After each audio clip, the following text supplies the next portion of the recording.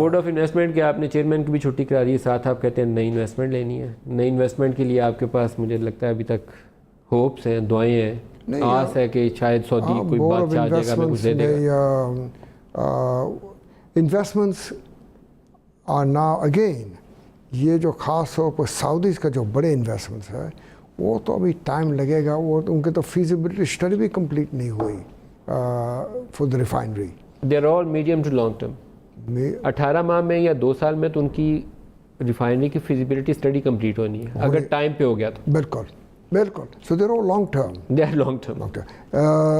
Investments in textile sector आपकी नई investment के लिए अभी तक शुरुआत मैंने नहीं देखी, और 12% पॉलिसी रेट के ऊपर नई इन्वेस्टमेंट नहीं होगी। लेकिन ये जो FTA के बाद जो हम लोगों ने प्लान जो काम शुरू हुआ है ना, I am quite hopeful that soon investment from China will start coming in. Sir मैं चाइना पे भी आता हूँ, मैंने FTA से भी आपसे सवाल करना है।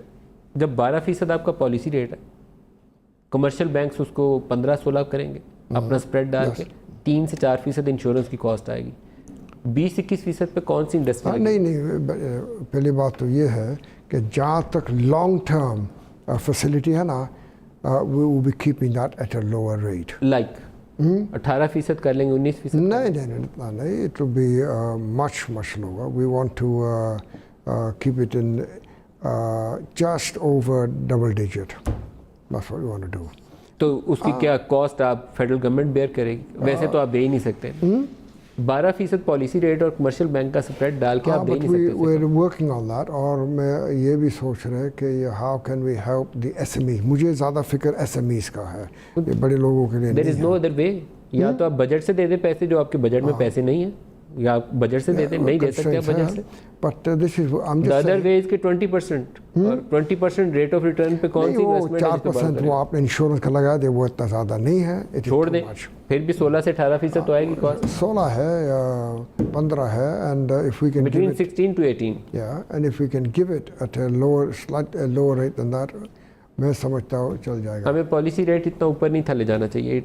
It is another mistake. ये 9 से ऊपर क्रॉस करना मिस्टेक थी। नहीं, देखो, you have to look at interest rate vis-a-vis inflation. Inflation को तो हमने इम्पोर्टेड इन्फ्लेशन को खुद से चढ़ाया है ना, डिवैल्यूएशन से। But whatever the inflation is, the interest rate must be equated. How can you have inflation at a certain rate? You got to look at the net real interest rate. हमें phase out करने की जरूरत थी। 135 पे लेके आते, 138 पे रखते, फिर पॉलिसी रेट को 8-9 पे लेके जाते, फिर सेकंड स्टेप पे सोचते हैं कि कैसे होता है। हमने एक दफ़ा कुएं में छलांग ही मार दी है सीधी।